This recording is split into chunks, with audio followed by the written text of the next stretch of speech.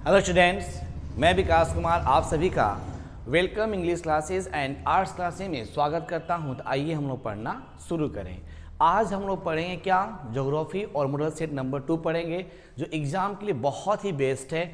एक बार उसको देखिए, समझिए, क्वेश्चंस को बनाइए, आसानी से क्वेश्चंस क्या हो जाएंगे तो बन जाएंगे। तो आइए देखते हैं और क्वेश्चन को समझ के पढ़ाते हैं, समझ के बनाते हैं, समझ के पढ़ते हैं और बहुत ही आसान तरीके में अब क्वेश्चंस क्या हो जाएंगे, बन जाएंगे।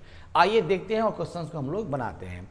तो हम लोग यहाँ पे क्या देख रहे हैं चैंपियन, तो हम लोग यहाँ पे देख रहे हैं क्या आपका, आइए देखते हैं, एक बार बढ़िया से मिला लेते हैं हम लोग। तो हम लोग यहाँ पे देख रहे हैं क्या, मॉडल सेट नंबर 2 ज्योग्राफी आपका दिया गया है और यहाँ पे ऑब्जेक्टिव और प्लस क्या हमारा यहाँ पे है सब्जेक्टिव, यानी क्वेश्चंस यानी सब इसी में होता है, ऑब्जेक्टिव सब्जेक्टिव सब इसी में होता है।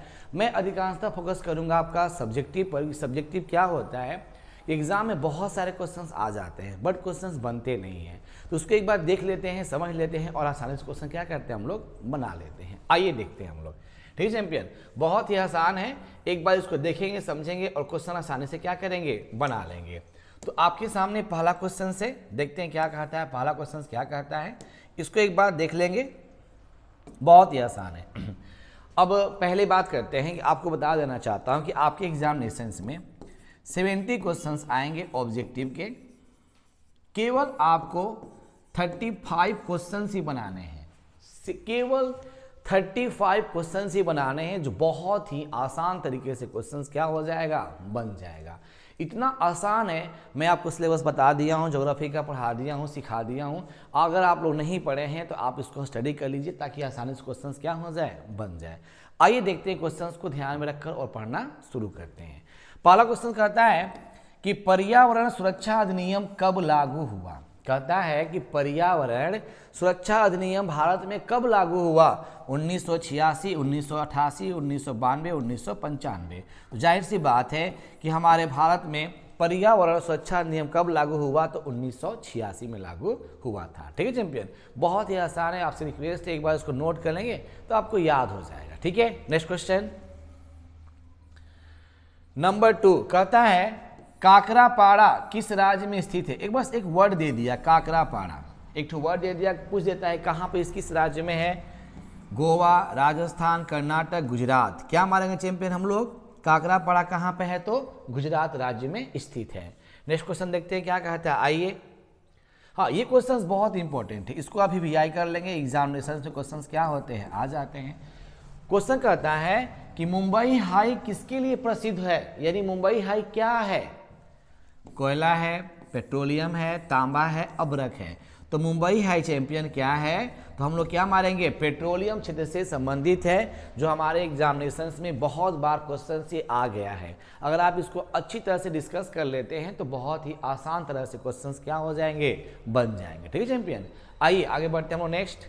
चलिए, ये भी क्वेश्चन बहुत इंपॉर्टेंट है, बहुत बार एग्जाम में पूछा गया है, वीवीआई कर लेंगे इसको भी। कहता है बाबा बुदन की पहाड़ियां प्रसिद्ध कहां पर है ना।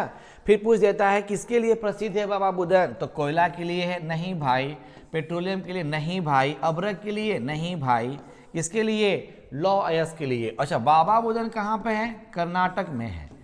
कभी कभी ये भी पूछ देता है कि बाबा बुदन कहाँ पे है, किस राज्य में है, तो क्या बोलेंगे, कर्नाटक में, और किसके लिए प्रसिद्ध है, तो आपको क्या मारेंगे, लौह अयस्क के लिए प्रसिद्ध है। नेक्स्ट क्वेश्चन देखते हैं क्या कहता है, आइए। चलिए, निम्नलिखित में से कौन चीनी उत्पादक में अग्रणी राज्य है। चीनी उत्पादक में जाहिर से बात है कि सबसे अधिक चीनी कहाँ मिलता है, गन्ना सबसे अधिक लोग कहाँ बोते हैं, गन्ना सबसे अधिक कहाँ बोलते हैं, गोवा में बोते हैं, गोवा में गन्ना सबसे अधिक कहाँ बोते हैं, तो उत्तर प्रदेश में बोते हैं। और बोने के बाद गन्ना से क्या बनता है, चीनी बनता है, इसलिए सबसे इंपॉर्टेंट फैक्ट क्या मारेंगे, तो उत्तर प्रदेश मारेंगे। ठीक बाबू, बहुत आसान क्वेश्चन। नेक्स्ट आइए, क्वेश्चन कहता है कि वडोदरा किस राज्य में अवस्थित है। भी क्वेश्चन एग्जाम में बहुत इंपॉर्टेंट पूछ देता है, ठीक है। और गोवा है, महाराष्ट्र है, गुजरात है, पश्चिम बंगाल। देखिए वो क्वेश्चन क्या कहता है, क्वेश्चन जब आते हैं एग्जामिनेशन में ना, शुरू में आपको नहीं बनता है, ठीक है, वही जब 10 मिनट 20 मिनट हो जाते हैं ना, तो क्वेश्चन आसानी से क्या बनना शुरू हो जाता है। तो कहता है कि वडोदरा किस राज्य में है, तो क्या मार देंगे हम लोग, तो गुजरात। कहाँ पर है तो गुजरात में है, ठीक है ना। बहुत ही आसान है, एक बार इसको देख लेंगे, समझ लेंगे, आसानी से क्या हो जाएगा, बन जाएगा। क्वेश्चन नंबर देखते हैं, नेक्स्ट कहता क्या है, आइए नेक्स्ट क्वेश्चन कहता क्या है। हरिके बांध किस राज्य में स्थित है? हरिके बांध, ये बांध के बारे में बात हो रही चैंपियन। कहता है कि हरिके बांध किस राज्य में स्थित है? राजस्थान, पंजाब, हरियाणा, कर्नाटक। हरिके बांध, हरिके बांध सिंपल तरीका आपका है, हरिके बांध। जाहिर सी बात है कहाँ पे स्थित है, किस राज्य में है तो पंजाब राज्य में स्थित है। मैं बस ऑब्जेक्टिव बता रहा हूँ, लेकिन सबसे फोकस किस पर करेंगे तो सब्जेक्टिव पे। Next question number 8, Kochi. ये भी बहुत इंपॉर्टेंट है, एग्जाम में बहुत बार क्वेश्चन आया चैंपियन। कोची जो है पतन किसके लिए है? गुजरात है, कहाँ पे है? पश्चिम बंगाल, केरल, तमिलनाडु। तो कोचिन कहाँ में आपका है तो केरल में। कोची कहाँ पे है तो केरल में। अच्छा, पतन मतलब क्या होता है तो बंदरगाह होता है, बंदरगाह। अच्छा, बंदरगाह मतलब क्या होता है कि समुद्र में जब समुद्री जहाजें आकर जहाँ पे क्या कहती है रुकती हैं, उसको क्या बोलते हैं तो पतन कहते हैं। ठीक है चैंपियन, बहुत आसान है। नेक्स्ट चलिए, कहता है 2011 की जनगणना के अनुसार भारत की आबादी कितनी थी, भारत की जनसंख्या कितनी थी? तो क्वेश्चन दिया है 121 करोड़, 125 करोड़, 130 करोड़, 135 करोड़। तो कितनी थी? 121 करोड़। अब वर्तमान समय में भारत की जो जनसंख्या है नियर अबाउट कितनी हो गई है? 144, 144 करोड़ लगभग हो गया है। ठीक है चैंपियन, देखते हैं क्वेश्चन नंबर नेक्स्ट कहता क्या है, आइए चलिए। 2011 में भारत में नगरीय जनसंख्या, नगर कितने हैं भारत में, ठीक है ना, कितने हैं? 31, 30, 35, 40। देख रहे हैं ना, दोनों बड़ा करीब है। जब दूरी है तो दूरी हटा देंगे, इसको कितना मारेंगे? 31.16 कितना है प्रतिशत भारत में जनसंख्या किसकी है? नगरीय जनसंख्या भारत में है। ठीक है चैंपियन, नेक्स्ट क्वेश्चन देखते हैं कहता क्या है, आइए चलिए। क्वेश्चन कहता है जिब्राल्टर का संबंध किससे आपका होता है? ये भी क्वेश्चन से एग्जामिनेशन में बहुत बार पूछा जा चुका है, इसको भी हम लोग वीवीआई कर लेंगे। बहुत ही आसान क्वेश्चन है, बट थोड़ा सा वीवीआई कर लेंगे तो और भी अच्छा हम लोग के लिए हो जाएगा। जिब्राल्टर का संबंध किससे है? सड़क मार्ग से है, पाइपलाइन से है, समुद्री मार्ग से है, तो वायु मार्ग से। किसे मार देंगे हम लोग तो पाइपलाइन से। जिब्राल्टर से किससे है तो पाइपलाइन से। कहीं कहीं आपका देखो थोड़ा सा डाउट बाबू है, इसको देख लेंगे। कहीं कहीं समुद्री मार्ग भी रहता है, बट हम लोग मारेंगे क्या आपको? जिब्राल्टर समुद्री मार्ग देख सकते हैं। थोड़ा सा डाउट है, इसको आप लोग देख लीजिएगा, ठीक है ना। नेक्स्ट क्वेश्चन चलिए। भारत में 2011 में महिला साक्षरता दर सबसे कम, अरे भाई जाहिर सी बात, सबसे कम कहाँ महिला है पढ़ रही हैं तो बिहार में। लेकिन बिहार में देख लीजिए लगभग 50% आरक्षण के तौर पर महिलाएं मतलब भाग ले रही हैं। नेक्स्ट क्वेश्चन देखते हैं क्या कहता है 30। रोबस्ता किससे संबंधित है? अच्छा, रोबस्ता के बाद एक आता है अरेबिका। रोबस्ता और अरेबिका एग्जामिनेशन में पूछ देता है, किसके लिए है तो कहवा। ये कहाँ इसके कहवा के स्थान पर क्या दे देता है? कॉफ़ी। और बहुत सारे बच्चे क्या जी कंफ्यूज हो जाते हैं, तो क्या मारेंगे हम लोग तो कहवा के लिए प्रसिद्ध है। नेक्स्ट, ये भी आप वीवीआई कर लीजिए, ये भी हमारे एग्जामिनेशन में क्वेश्चंस आते हैं बहुत। चलिए उसके बाद देखते हैं क्वेश्चन नंबर 40 का आता क्या। चलिए, नरमा संबंधित है किसके से? कपास, चाय, गेहूं, इनमें से कोई नहीं। क्या मार देंगे? कपास से संबंधित है। Next question number 15। Port Said कहाँ है? पोर्ट सईद मोरक्को, मिस्र, पुर्तगाल, अल्जीरिया। पोर्ट सईद कहाँ चैंपियन है तो मिस्र में है। इसको पढ़ेंगे तो अपने आप आ जाएगा। वो पनामा नहर के बारे में बात हो रही है, पनामा नहर, सुएज नहर है ना, दो नहर में आपका आ जाता है पोर्ट सईद, है ना। नेक्स्ट क्वेश्चन नंबर 60 कहता है, ये भी क्वेश्चन बहुत बार पूछा है एग्जामिनेशन से, बार बार रिपीट क्वेश्चंस कर देता है, तो इसको देख लेंगे। निम्नलिखित में से कौन ऑस्ट्रेलिया की राजधानी है? ऑस्ट्रेलिया की राजधानी कहाँ है? Sydney, Canberra, Perth, Melbourne. क्या मारेंगे हम लोग? कैनबरा। अधिकांश विद्यार्थी मेलबर्न मार देते हैं, जो गलत हो जाता है, ठीक है। नेक्स्ट क्वेश्चन, ग्रेट चैनल, ये बहुत पूछता है। ग्रेट लेक्स जलमार्ग किस महादेश से संबंधित है? ऑप्शन यूरोप, एशिया, अफ्रीका, उत्तरी अमेरिका। तो किससे संबंधित चैंपियन है तो क्या मार देंगे? उत्तरी अमेरिका। एग्जाम में क्वेश्चंस आता है, इसको भी वीआई कर लेंगे। बहुत ही आसान है, बस इसको एक बार पढ़ लेंगे चैंपियन, आपको याद हो जाएंगे। एकदम हार्ड नहीं है, बहुत ही आसान है। नेक्स्ट क्वेश्चन आइए, नंबर 18।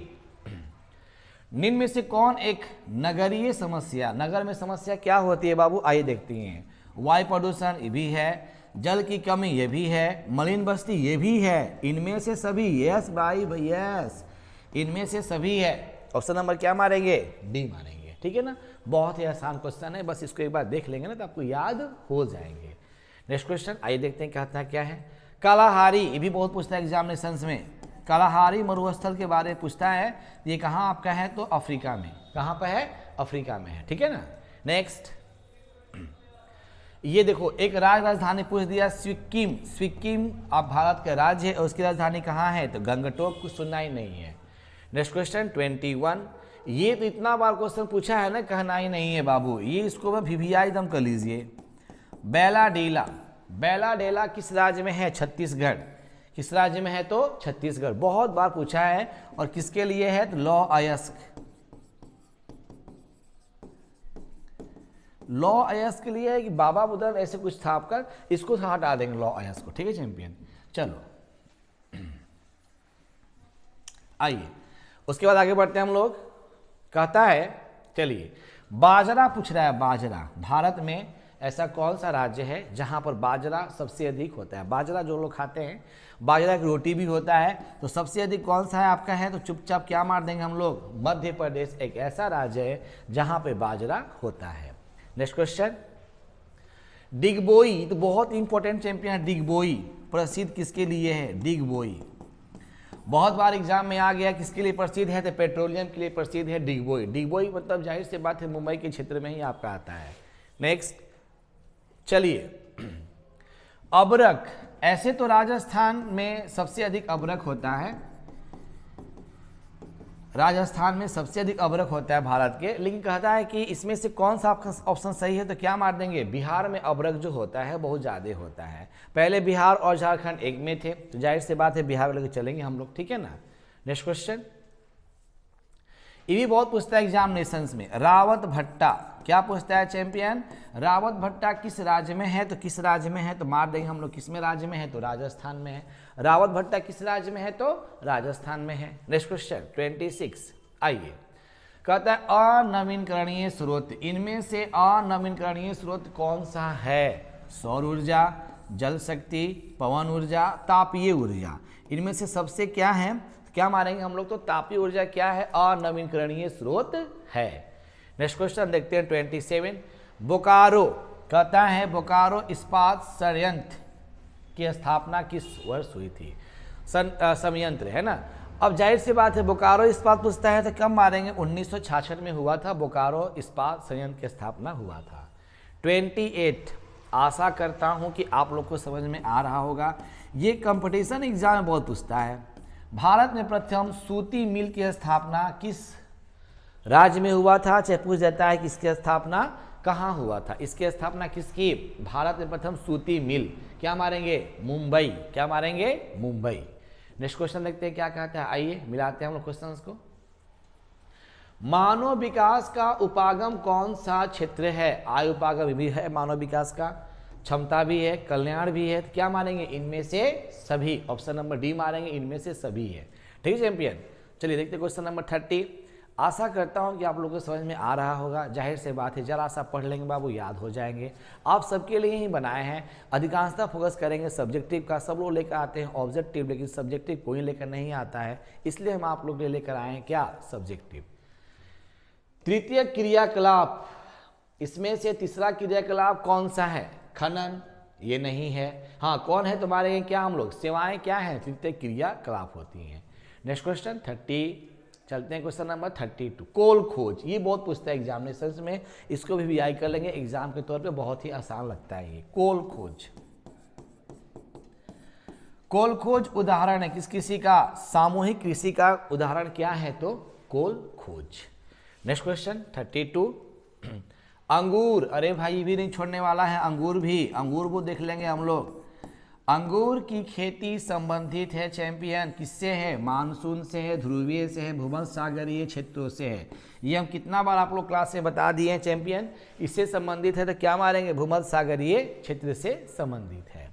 नेक्स्ट क्वेश्चन आइए देखते हैं क्या कहता है, च्युइंगम, च्युइंगम च्युइंगम संबंधित है? किससे संबंधित, कौन सा पेड़ से च्युइंगम संबंधित है? ताड़ से। ताड़ पेड़ में च्युइंगम कहाँ से आता है भाई? खजूर से नहीं, रबड़ से नहीं, क्या मारेंगे? जेपोटा वृक्ष से संबंधित है chewing gum. Next question, Sheffield. Sheffield औद्योगिक केंद्र कहाँ पे स्थित है? शेफील्ड, जाहिर सी बात है ये इंग्लिश का नाम दिया गया है, इंग्लैंड का नाम दिया गया है शेफील्ड, तो किससे संबंधित है? तो क्या मार देंगे? Great Britain, great Britain. ठीक है, नेक्स्ट क्वेश्चन देखते हैं क्या कहता है। पनामा नहर, ये बहुत इंपॉर्टेंट है। पनामा और स्वेज चैंपियन, पनामा और स्वेज कंफर्म है, आपके एग्जामिनेशंस में 100% आते हैं, गारंटी ले लीजिए हमसे। पनामा के बारे में कंफर्म पूछेगा और स्वेज नहर के बारे में कंफर्म पूछता आपका है। तो कितना किलोमीटर लंबाई इसकी है? तो 60 किलोमीटर लंबाई है पनामा किसकी? पनामा की। ठीक है ना। नेक्स्ट क्वेश्चन देखते हैं क्या कहता है, आइए। ये भी क्वेश्चन बहुत पूछता है, ये पूछ देता है कि बृहद ट्रंक मार्ग जो है किससे संबंधित है? स्वेज नहर से नहीं, पनामा से नहीं, क्या मारेंगे? उत्तरी अटलांटिक समुद्री मार्ग से आपका संबंधित है क्या? बृहद ट्रंक मार्ग। नेक्स्ट क्वेश्चन 37, चलिए बड़ा अच्छा क्वेश्चन, ये भी क्वेश्चन बहुत पूछता है एग्जामिनेशंस में। चैनल टनल जोड़ता है, किसको जोड़ता है? London Berlin, Berlin Paris, Paris London, क्या मारेंगे? ऑप्शन नंबर सी, पेरिस और लंदन से। ठीक है ना, पेरिस और क्या जी? लंदन से। इसका ट्रिक होता है याद करने का, बस ट्रिक याद कर लेंगे, स और न, बड़ा ट्रिक है आपका। लास्ट में स है, लास्ट में न है, सन। सन यहाँ ट्रिक है, चैनल टनल जोड़ता है किसको? पेरिस और क्या जी? लंदन से। नेक्स्ट 38, हाँ ये क्वेश्चन बहुत अच्छा क्वेश्चन है। परमाणु ऊर्जा आयोग की स्थापना कब हुई थी? 1948। परमाणु ऊर्जा आयोग की स्थापना कब हुई थी? 1948। मैं क्यों बता रहा हूँ थोड़ा सा इसको, ताकि आपको समझ में आ जाए और देख लेंगे ऑब्जेक्टिव ऐसे भी पूछता है और ये सभी क्वेश्चंस एग्जामिनेशन के तौर पे बहुत ही इंपॉर्टेंट होता है। ठीक है ना। नेक्स्ट क्वेश्चन कहता है कि आसियान का मुख्यालय कहाँ है? आसियान, ये भी क्वेश्चन एग्जाम में आता है बाबू बहुत सारा। जकार्ता, कहाँ पे है? तो जकार्ता। नेक्स्ट 40 से 50, आइए। नाफ्टा प्रादेशिक समूह का संबंध किससे है? उत्तरी अमेरिका, अफ्रीका, एशिया, ऑस्ट्रेलिया, क्या मारेंगे? उत्तरी अमेरिका से आपका संबंध समूह सही है। आशा करता हूं कि आप सबको समझ में आ रहा होगा चैंपियन। बहुत ही आसान क्वेश्चन से, अगर जरा सा ध्यान देंगे तो क्वेश्चंस क्या हो जाएंगे? हमारे बन जाएंगे। वृत्ताकार बस्ती, ये बहुत बार क्वेश्चन एग्जाम में आ जाता है। वृत्ताकार बस्ती सब क्वेश्चन एग्जामिनेशन में आ जाता है। झील के पास, नदी के पास, वृत्ताकार यानी क्या? वृत्ताकार, इस तरह से वृत्ताकार हो गया। अब कहता है कि ये बस्ती प्रारूप कहाँ से होती है? तो झील के पास होती है। कहाँ पर होती है? तो झील के पास होती है। नदी क्या इस तरह से होता है? नदी के उस पार, चाहे नदी के इस पार होता है ना बाबू। नेक्स्ट चलिए, डोवर पतन कहाँ है? डोवर पतन कहाँ है? तो डोवर पतन कहाँ आपका है? तो क्या मार देंगे? फ्रांस। क्या मार देंगे? फ्रांस में है। नेक्स्ट क्वेश्चन 43, चलिए। आर्थिक भूगोल का उपक्षेत्र नहीं है। आर्थिक भूगोल का उपक्षेत्र नहीं है। आइए, कृषि से पैसे मिलते हैं, उद्योग से मिलते हैं, पर्यटन से मिलते हैं, बट सैनिक से हमें नहीं मिलते हैं। तो ऑप्शन नंबर क्या मार देंगे? डी मार देंगे। सैनिक से हमें क्या मिलता है? तो सुरक्षा मिलता है। तो ये हमारा उपक्षेत्र नहीं है। नेक्स्ट 44, ये क्वेश्चन एग्जाम में बहुत बार आता है। प्रथम कौन है? नॉर्वे। नॉर्वे जो देश है वो क्या करता है कि मानव विकास सूचकांक में प्रथम स्थान किस देश का है? तो क्या मारेंगे? नॉर्वे। नेक्स्ट क्वेश्चन, आइए। इनमें से कौन द्वितीय क्रियाकलाप नहीं है? दूसरा क्रियाकलाप इनमें से कौन सा नहीं है? आखेट, ये है। आखेट मतलब क्या होता है? शिकार करना। आखेट का हिंदी क्या होता है चैंपियन? तो शिकार करना, है ना। शिकार करना ये किस में आता है? फर्स्ट क्रियाकलाप में आता है ना। तो ऑप्शन नंबर क्या मार देंगे? आखेट मार देंगे। ठीक है ना। नेक्स्ट क्वेश्चन, बाकी सब द्वितीय में आता है। ट्रक कृषि, ये भी बहुत पूछता है एग्जामिनेशन में। आपके एग्जाम में क्वेश्चन आया हुआ था ट्रक कृषि। फूल से, सब्जी से, चावल से, गेहूं से, जाहिर सी बात है ट्रक कृषि क्या जी? सब्जी से। सिंपल सी बात है। बड़े बड़े जगह में क्या सब्जी को भर भर के ट्रकों में लेकर जाते हैं। ट्रिक आपका है, तो जाहिर सी बात है क्या मारेंगे? सब्जी से मारेंगे। ठीक है ना। अरे आलू हो गया, प्याज हो गया, सब्जी के अंतर्गत आता है ये सब। नेक्स्ट प्रेरीज, ये भी क्वेश्चन बहुत इंपॉर्टेंट है। प्रेरीज एग्जाम में आते क्वेश्चन से। प्रेरीज जो है आप क्या समझते हैं, क्या है? घास का मैदान, घास का मैदान। बहुत ही शानदार क्वेश्चन से 1 से लेकर 47 तक क्वेश्चंस देख लिए जो आपको समझ में आना शुरू हो गया। नेक्स्ट क्वेश्चन चलिए, कहता है निम्न में से कौन सा खनिज आधारित उद्योग नहीं है? कौन सा नहीं है? तांबा उद्योग सही है, सीमेंट ये भी है, लोहा एवं इस्पात ये भी है, बट क्या कहता है खनिज इसमें नहीं है। किसमें? सूती, ये तो वस्त्र हो गया ना। ऑप्शन नंबर क्या मारेंगे? डी मारेंगे। ठीक है, नेक्स्ट क्वेश्चन चलिए, लोहा एवं इस्पात ये भी क्वेश्चन एग्जाम में बहुत इंपॉर्टेंट है। लोहा एवं इस्पात किससे है? तो आधारभूत उद्योग है। क्या है? आधारभूत उद्योग है। नेक्स्ट क्वेश्चन 50 आइए, नहरकटिया क्वेश्चन आ गया। नहरकटिया खनिज तेल किस राज्य में अवस्थित है? तो जाहिर से बात है गुजरात दिया है, असम दिया है, राजस्थान दिया है, महाराष्ट्र दिया है। ऑप्शन नंबर क्या मार देंगे? असम में, option number B. Question number 51, Bharat का सबसे लंबा राष्ट्रीय जल मार्ग, सिंपल सा एकदम ट्रिक है। पहला पूछा है भारत का सबसे लंबा, लंबा यानी पहला, जाहिर सी बात है राष्ट्रीय जलमार्ग संख्या 1, सबसे लंबा राष्ट्रीय जलमार्ग है। 52 आइए, मोमुरगांव पतन किस नदी के तट पर स्थित है? मोमुरगांव नदी, मोमुरगांव पतन, मांडवी, जुआरी, नर्मदा, कृष्ण नदी। तो क्या मारेंगे? ऑप्शन नंबर जुआरी। नेक्स्ट 53 आइए, निम्न में से कौन सा भू आबद्ध पतन है? भू आबद्ध पतन इनमें से कौन सा है? तो क्या मारेंगे? विशाखापट्टनम। कौन सा है बाबू? विशाखापट्टनम। जाहिर सी बात है जरा सा ध्यान दे देंगे क्वेश्चन आसानी से क्या हो जाएंगे? बन जाएंगे। आप सबसे रिक्वेस्ट है जरा सा ध्यान देना है, बस सब बन जाएंगे आपके। नेक्स्ट 54 कहता है कि सर्वाधिक प्रदूषित नदी कौन है? बहुत बार क्वेश्चन एग्जाम में आता है, इसको भी वीआई कर लेंगे, है ना। कौन सा है? यमुना है, बहुत दूसरी नदी है यमुना। नेक्स्ट क्वेश्चन 55 देखते क्वेश्चन क्या। हाँ, याकोहामा किस देश में अवस्थित है? जापान में। ये क्वेश्चन बीपीएससी में क्वेश्चन पूछा था, याकोहामा है ना जापान में। एग्जाम बहुत पूछता है क्वेश्चन। नेक्स्ट 56 आई, कहता है ये भी क्वेश्चन बहुत पूछता है एग्जामिनेशन में। क्या पूछता है कि कौन सा आयु वर्ग क्रियाकलाप जनसंख्या का प्रतिनिधित्व करता है? अरे भाई 30 वर्ष से कम, ये तो करेंगे नहीं। 20 ये भी नहीं, 60 ये भी नहीं। क्या मारेंगे? 15 से 59 के बीच ये बातें होती हैं। चलिए 57 क्वेश्चन कहता है निम्नलिखित देशों में से किसमें गिरमिटिया मजदूर ले जाए गए थे? कहाँ से ले जाए गए थे? फिजी, एक देश था फिजी, वहां से ले जाए गए थे। नेक्स्ट 58 किस राज्य का जनसंख्या घनत्व सर्वाधिक है? पश्चिम बंगाल, बिहार, केरल, पंजाब। क्या मारेंगे? बिहार। क्या मारेंगे हम लोग? बिहार। बहुत आसान क्वेश्चन से। पैट्रिक गिडीज का संबंध किससे है? तो सतनगर से है, सत्रनगर से है आपका। पैट्रिक गिडीज का संबंध किससे है? तो सत्रनगर से है। और 60 क्वेश्चन देखते हैं, बहुत अच्छा क्वेश्चन से बार बार क्वेश्चन आता है, इसको भी हम लोग भी वीआई कर लेंगे। सबसे अधिक साक्षरता कहाँ पे है? केरल में है। आपको मालूम है 99 पॉइंट समथिंग है, लगभग 99 पॉइंट लोग यहाँ पर पढ़े हुए हैं। नेक्स्ट शैक्षणिक नगर कौन सा है? तो रुड़की में सबसे अधिक लोग पढ़ाई करते हैं। ऑप्शन नंबर सी मार देंगे। 62 आइए क्वेश्चन देखिए, फिर क्वेश्चन आ गया। कहता है कि सोयाबीन उत्पादक राज्य में कौन सा राज्य आगे है? तो मध्य प्रदेश। ये भी एग्जाम में बहुत बार पूछा हुआ है। सोयाबीन, जिसे आप लोग खाते हैं, सोयाबीन सबसे अधिक है। देखिए वीआई क्वेश्चन ये भी है। नेक्स्ट चाय। अरे भाई चाय तो छोड़ने वाला है नहीं, चाय तो हम लोग का लोकप्रिय, सुबह सुबह का आपका चाय इंपॉर्टेंट होता है। तो क्या मारेंगे? असम मारेंगे।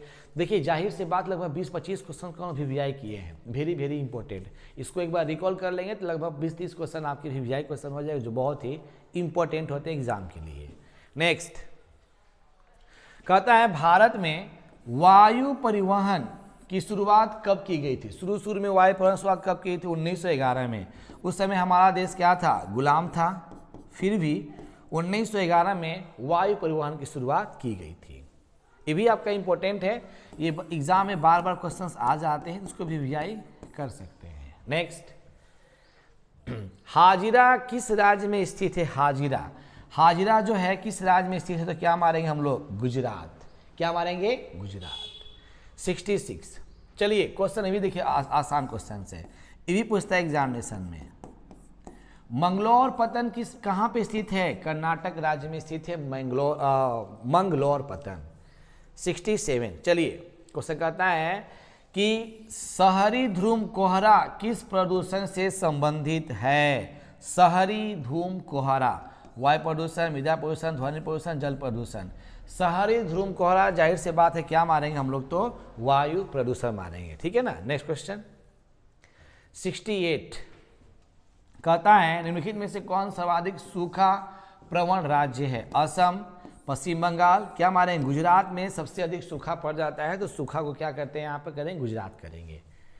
2 क्वेश्चंस और चैंपियन, ये भी क्वेश्चन बहुत बार पूछा हुआ है। रुको और जाओ निश्चयवाद का दूसरा नाम क्या है? तो क्या मारेंगे? नौ निश्चयवाद या नौ नियतिवाद बोल सकते हैं इसको। और 70 क्वेश्चन कहता है जनसंख्या परिवर्तन का घटक कौन है? जन्म है, मृत्यु है, प्रवास है। इनमें से क्या मारेंगे? तो सभी मारेंगे। यानी आप सबसे रिक्वेस्ट में करता हूं चैंपियन, एक बार इसको रिकॉल करते हैं, देखते हैं कौन कौन सा क्वेश्चन हमारा VVI है, वेरी वेरी इंपॉर्टेंट क्वेश्चन दिया गया है। लगभग 10 से इसमें जब खोजेंगे लगभग 20 से 35 क्वेश्चन हमने क्या किया है? VVI किया है, वेरी वेरी इंपॉर्टेंट किया है। आप इसको देख लेंगे एक बार और जस्ट लाइक एग्जाम देंगे, examination question same to same पूछ दिया जाता है, ठीक है ना। आइए क्वेश्चन देखते हैं हम लोग अब यहाँ से। अब क्वेश्चन देखते हैं, अब थोड़ा सा इसके बारे में हम बताते हैं ताकि आपको समझ में आ जाए। सबसे बड़ी बात ये है, ये हमारा क्या है? ये हमारा क्या है? लघु। ये हमारा क्या है? लघु उत्तरीय प्रश्न। मेरा पर्पस यही था आपको सिखाने के लिए, क्योंकि एग्जामिनेशंस में जब सब्जेक्टिव क्वेश्चन आ जाएंगे तो कैसे आप उसको लिखेंगे, क्या आपको लिखने का तरीका होना चाहिए। आइए देखते हैं क्लास इसके बारे में। सबसे बड़ी बात है कि सब्जेक्टिव को थोड़ा समझेंगे। सिलेबस सब्जेक्टिव पूछता है कितने नंबर का? 35 नंबर का, प्लस ऑब्जेक्टिव कितना पूछता है? 35, और आपका कितना पूछता है? प्रैक्टिकल 30, सब मिला के हो गया 100। हम किसके बारे में बात कर रहे हैं? तो सब्जेक्टिव की। समझेंगे। शॉर्ट जो क्वेश्चन है वो पूछता है 20 ठो, 20 में केवल 10 बनाना है, 10 गुणे 2 करेंगे कितना हो जाएगा?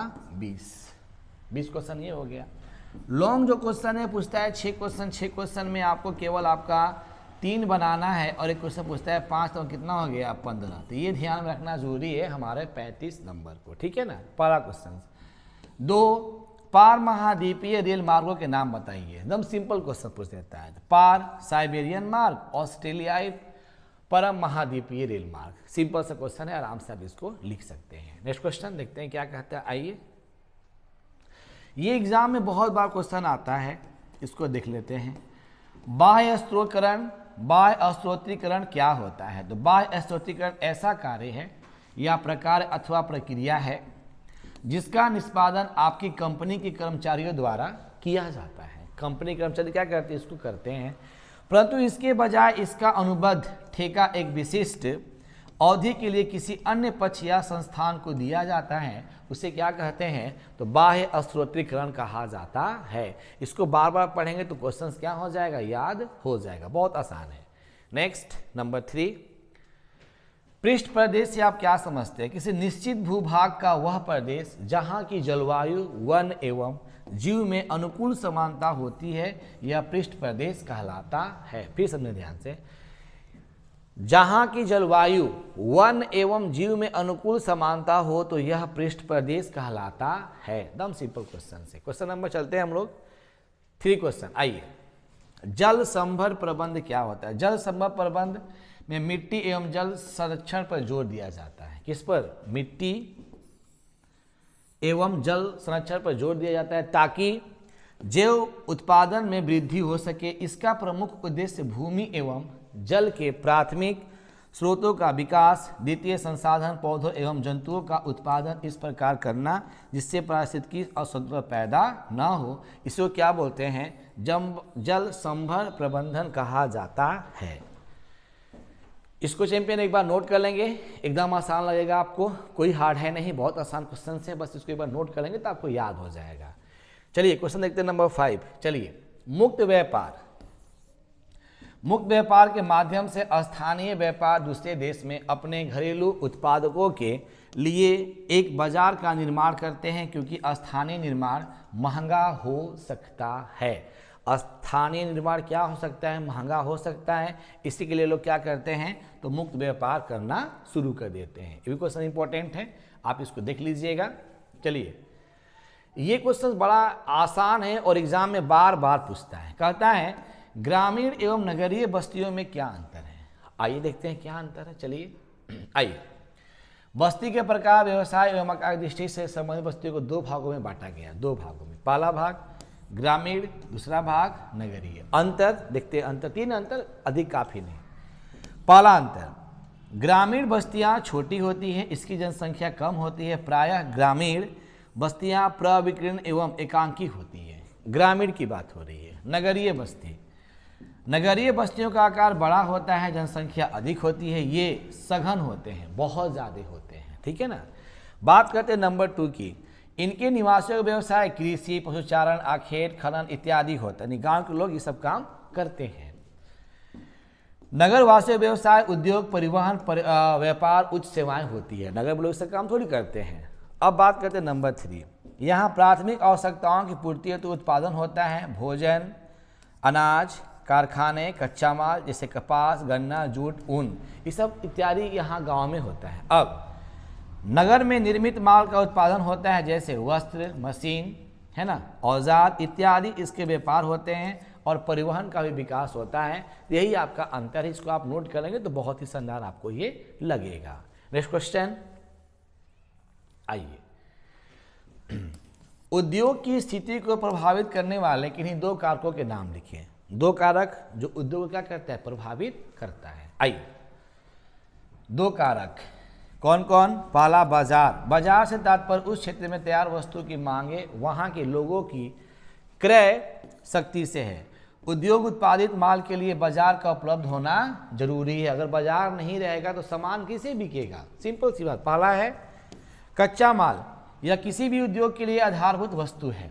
सही बात है। जहाँ कच्चा आसानी से तथा सस्ता उपलब्ध होता है, जहाँ कच्चा माल आसानी से और क्या सस्ता माल उपलब्ध होता है, वहीं पर अधिक उद्योग होता है। अधिकतर उद्योग खाने, वनों, कृषि क्षेत्रों तथा समुद्र तटीय क्षेत्रों के निकट ही अवस्थित होती है, जहाँ सब कुछ फिर से मिल जाए। तो ये 2 प्रभाव कौन सा है? बाजार और क्या मारेंगे? कच्चा माल। नेक्स्ट क्वेश्चन देखते हैं क्या कहता है। आइए चलिए क्वेश्चन। विश्व के 2 प्रादेशिक व्यापार समूहों के नाम लिखिए। कौन कौन से हैं? यहाँ पे 2 प्रादेशिक व्यापार समूह। पहला दक्षिण पूर्वी एशियाई राष्ट्रों का संगठन, दूसरा आपका है CIS। ये 2 प्रादेशिक व्यापार समूह के नाम है। विश्व की बात हो रही है। ठीक है चैंपियन। नेक्स्ट क्वेश्चन आइए। मानव विकास के 4 स्तंभों के नाम लिखिए। तो मानव विकास के 4 स्तंभ क्या था? समता, सतत पोषणीयता, उत्पादकता, सशक्तिकरण। यानी 1 से लेकर 4 तक हो गए। ये भी एग्जाम के लिए बहुत ही इंपॉर्टेंट है, एग्जाम में पूछे जा सकते हैं, इसको भी वीआई कर लेंगे।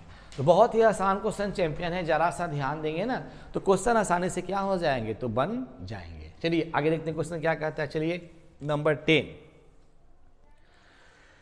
श्रमजीवी जनसंख्या संगठन से आप क्या समझते हैं? श्रमजीवी संगठन, आइए। श्रमजीवी संगठन एक ट्रेड यूनियन है। यह संगठन श्रमिकों के हितों के लिए लड़ता है और उनके अधिकारों की रक्षा करता है। श्रमिक संघों को ट्रेड यूनियन या श्रमिक संघ के नाम से भी जाना जाता है और कहा जाता है कि 1870 में भारत के पहले मजदूर संगठन श्रमजीवी संघ की हुई थी। तो एग्जाम में क्वेश्चन से भी आता है, जिसको अभी आप नोट कर लेंगे, सिर्फ पढ़ लेंगे आपको याद हो जाएंगे। नंबर 11 बहुत पूछता है। भारत कृषि आधारित 2 उद्योग के नाम लिखिए जिस पर कृषि आधारित है। वस्त्र, चीनी, कागज, पेट्सन उद्योग, वनस्पति उद्योग आदि कृषि पर क्या जी? आधारित है। एकदम आसान क्वेश्चन है, एकदम आ जाता है, आराम से आप इसको नोट कर सकते हैं। क्वेश्चन नंबर कहता है नेक्स्ट, आइए क्या कहता है। भूमध्य सागरीय कृषि के महत्व को लिखिए। बहुत इंपॉर्टेंट क्वेश्चन है, भूमध्य सागरीय बहुत इंपॉर्टेंट है। आइए देखते क्या कहता है।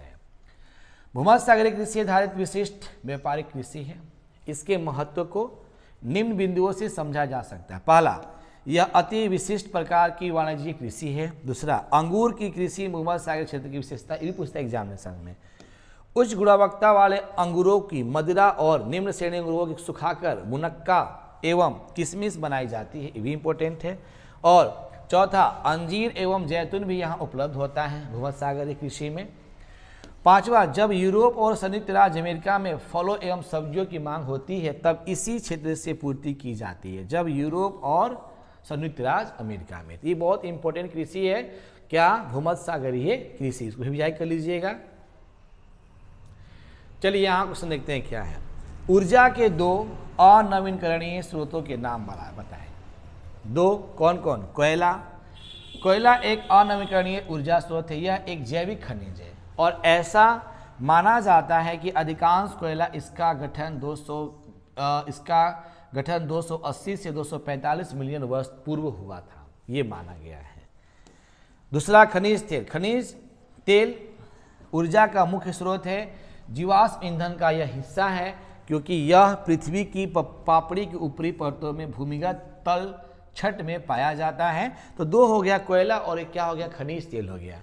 तो बहुत ही इंपॉर्टेंट टॉपिक है चैंपियन। अगर उसको अच्छी तरह से अगर आप स्टडी करते हैं तो आसानी से क्वेश्चंस क्या हो जाते हैं? आपको याद हो जाते हैं। चलिए क्वेश्चन देखते हैं नेक्स्ट करता क्या है, आइए।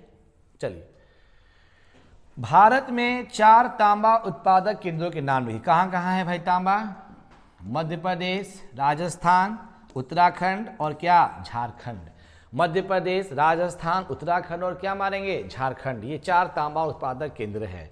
चलिए, भारत के प्रमुख 4 नाभिकीय ऊर्जा केंद्रों के नाम लिखिए। तो भारत के प्रमुख 4 नाभिकीय ऊर्जा केंद्रों के नाम निम्नलिखित है। कौन कौन नाम है? आइए देखते हैं। तारापुर, कलपक्कम, रावतभट्टा और ननौरा, ये सभी क्या है? नाभिकीय ऊर्जा। अभी क्वेश्चन पूछा था कि प्रमुख नाभिकीय ऊर्जा सबसे पहले कहाँ, तो क्या मारेंगे? रावतभट्टा। रावतभट्टा कहाँ पड़ता है? राजस्थान में है। कहाँ है? तो राजस्थान में है। बहुत इंपॉर्टेंट है। इसकी स्थापना कब हुई थी? तो 1948 में हुई थी। बहुत आसान क्वेश्चन से। नेक्स्ट 16 देखते क्वेश्चन क्या कहता है। मुख्य श्रमिक, सीमांत श्रमिक में अंतर स्पष्ट करें। आइए देखते हैं। यानी 6 महीनों का उससे अधिक समय होता है। मुख्य श्रमिक वे श्रमिक होते हैं जिन्होंने संदर्भ अवधि के प्रमुख भाग के लिए काम किया था, यानी 6 महीने या उससे अधिक का काम किया था। सीमांत श्रमिक वे श्रमिक जिन्होंने संदर्भ अवधि के लिए प्रमुख भाग के लिए काम नहीं किया था, यानी 6 महीने से कम। 6 महीने से कम, या ये ज़्यादा है और ये क्या है? कम है। यही आपका अंतर है मुख्य और सीमांत श्रेणी में। नेक्स्ट, ये क्वेश्चन बहुत इंपॉर्टेंट है, वेरी वेरी इंपॉर्टेंट। हरित क्रांति की विशेषताओं का वर्णन करें। हरित क्रांति विशेषता निम्नलिखित है। आइए देखते हैं क्या क्या बात है। अधिक उपज वाले बीजों के द्वारा खेती के तरीके बताए गए थे। नंबर 2, एक ही पौधे से ज़्यादा मात्रा में अनाज पैदा करना, ये भी सिखाया गया था। रासायनिक खाद का प्रयोग होने लगा, ये भी आपका था हरित क्रांति में। कृषि क्षेत्र में हुए गुणात्मक सुधार से कृषि क्षेत्र का विकास हुआ। तो जाहिर सी बात है, यहाँ पे 1 2 3 4 चारों यहाँ पर दिया गया है। हरित क्रांति की विशेषताएँ यहाँ पर दी गई हैं। चलिए आते हैं नंबर 8, शुष्क कृषि क्या है? शुष्क कृषि सिंचाई किए बिना ही कृषि करने की तकनीक है। सिंचाई नहीं करेंगे, कृषि करेंगे। यह उन क्षेत्रों के लिए उपयोग होती है जहां बहुत कम वर्षा होती है। इसके अंतर्गत उपलब्ध सीमित नमी की संचित करके बिना सिंचाई के ही फसल उगाई जाती है। वर्षा की कमी के कारण मिट्टी की नमी को बनाए रखने तथा उससे बढ़ाने का निरंतर प्रयास किया जाता है। इसके लिए गहरी जुताई की जाती है और वाष्पीकरण को रोकने का प्रयत्न किया जाता है। उसे क्या कहते हैं? तो शुष्क कृषि कहते हैं। 2-3 बार पढ़ेंगे ना, आपको याद हो जाएंगे। चलिए नंबर 19, इन 20 क्वेश्चन में केवल आपको 10 ही बनाना है, लेकिन 20 क्वेश्चन हम लेकर आए हैं जो आपके एग्जाम के लिए बहुत ही इंपॉर्टेंट है। एग्जाम में क्वेश्चन क्या होते हैं चैंपियन? आ जाते हैं। Mega city. मेगा सिटी का अर्थ एक विशाल नगर से है। इस विश्व नगरीय भी कहते हैं। यह बड़ा महानगर है, प्रदेश होता है। मेगा सिटी के मुख्य नगर और उपनगर को मिलाकर एक जनसंख्या 1 करोड़ होती है। 1 करोड़ से अधिक होती है, इसे क्या कहते हैं? तो मेगा सिटी के नाम से जानते हैं। Next 20 questions. आइए, वर्षा जल संग्रह तकनीक क्या होता है? वर्षा जल संग्रह भौम जल से पुनः भरण की एक तकनीक है। इसमें स्थानीय रूप से वर्षा जल को एकत्र करके भूमि जल भंडारों को भरना है, जिसमें भौम जल के जल पटल में जाता है और कमी न रहे और इसे जल से लोगों की स्थानीय मांग की पूर्ति की जा सकती है, उसे क्या कहते हैं? वर्षा जल संग्रहण कहा जाता है। तो ये सभी क्वेश्चंस हमारे क्या हो गए? लघु हो गए। अब क्वेश्चंस बात करते हैं, दीर्घ क्वेश्चन की बात करते हैं, और यहाँ से शुरू होता है दीर्घ उत्तरीय प्रश्न। आपको 6 क्वेश्चन देंगे, 6 में केवल आपको 3 ही बनाना है, लेकिन हम उसको सिखा देंगे, बता देंगे तो आपको आसान लगेगा। यहाँ क्वेश्चन देखिए, बहुत आसान क्वेश्चन। भारत के पेट्रोलियम संसाधन का विवरण दीजिए। 5 नंबर का आता है, लिखेंगे तो आराम से बन जाएंगे। आइए, पेट्रोलियम एक ऐसा अकार्बनिक तरल पदार्थ है जो अवसादी चट्टानों की विशेष संरचनाओं में पाया जाता है। ठीक है, विशेषज्ञों के अनुसार भारत के लगभग 14 लाख वर्ग मीटर क्षेत्र में तेल भंडार है। 14 लाख मीटर क्षेत्र में। अब सबसे अधिक विशाल असम तेल क्षेत्र है। भारत के इयोसीन एवं मायोसीन काल की अवसादी चट्टानों में पेट्रोलियम के अधिक भंडार होते हैं। सर्वप्रथम असम के डिगबोई में इसका पता चला था। डिगबोई कहाँ था? तो असम में बोलेंगे बाबू। इसके बाद द्वितीय और तृतीय पंचवर्षीय योजना काल में भारत के विभिन्न भागों में भी तेल की खोज तेल एवं प्राकृतिक गैस के आयोजन द्वारा की गई थी।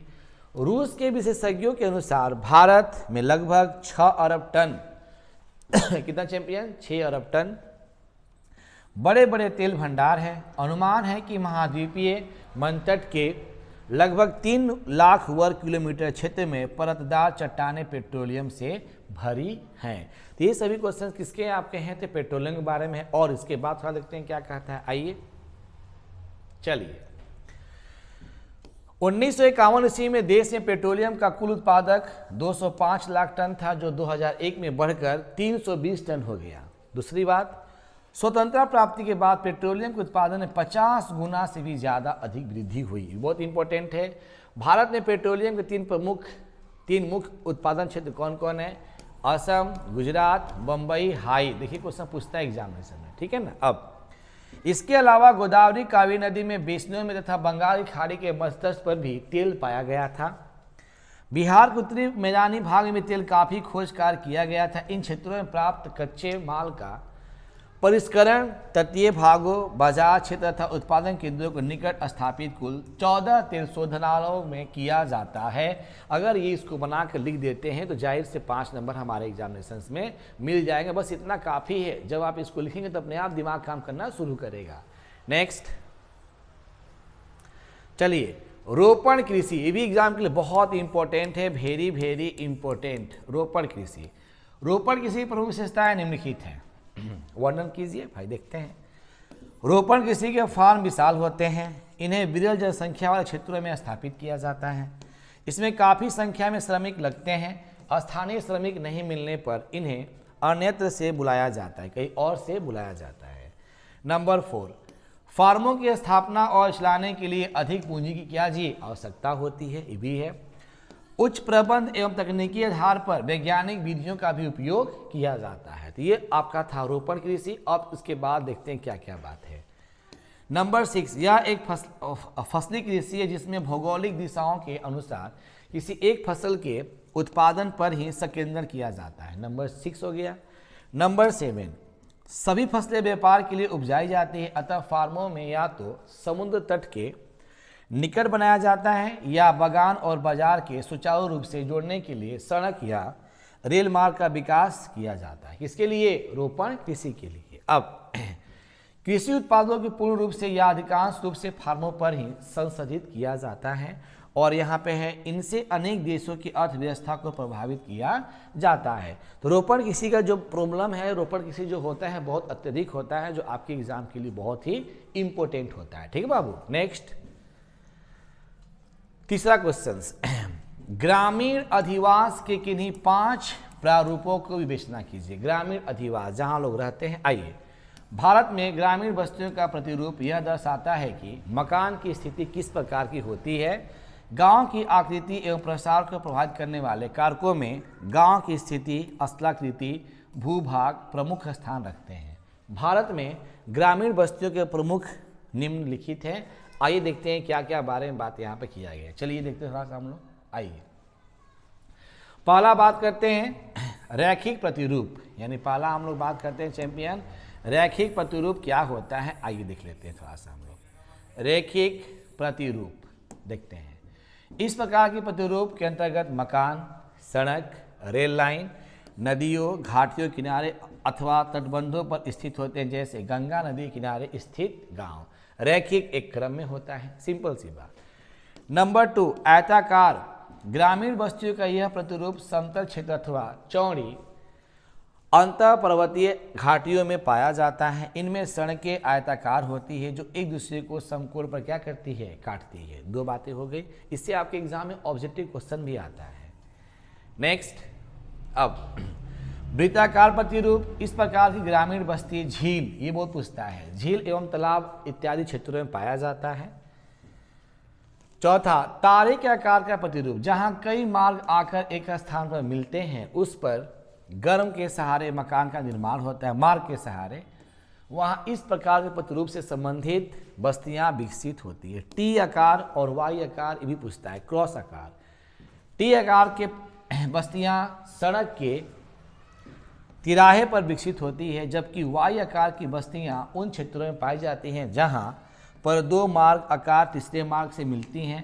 क्रॉस आकार की बस्तियां चौराहे पर विकसित होती हैं। क्रॉस इस तरह से क्रॉस होता है, वाई आपका इस तरह से होता है और भी आपका इस तरह से होता है। ये आकार होती हैं। बहुत आसान क्वेश्चन चैंपियन है। अब ये क्वेश्चंस बहुत इंपॉर्टेंट है आपके एग्जामिनेशन के लिए, भी भिजाई कर लीजिएगा। स्वेज नहर का मार्ग के बारे में पूछ रहा है।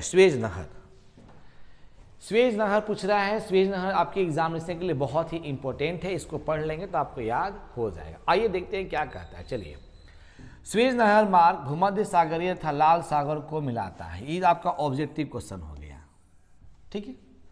यह मार्ग पुरानी दुनिया के मध्य से होकर जाता है। इसका विश्व के अधिकतर भागों से संपर्क है ना। इससे विश्व का लगभग 15% व्यापार होता है। यह नहर यूरोप के औद्योगिक तथा एशिया के विकासशील देशों के मध्य संपर्क स्थापित करता है। कौन? स्वेज नहर। इस नहर के निर्माण से पहले यूरोप से एशिया आने वाले जहाज़ों का दक्षिण केप ऑफ गुड होप होकर गुजरना पड़ता है, परंतु इस मार्ग के बन जाने पर उत्तर पश्चिम यूरोप और एशिया के बीच की दूरी लगभग 8000 मीटर कम हो गई है।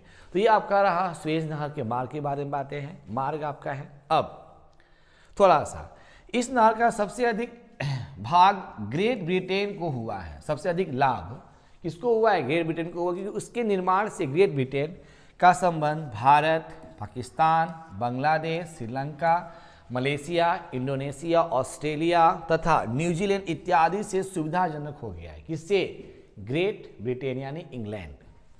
यह नहर 168 किलोमीटर लंबी तथा 365 मीटर चौड़ी है। बहुत बड़ी बात है।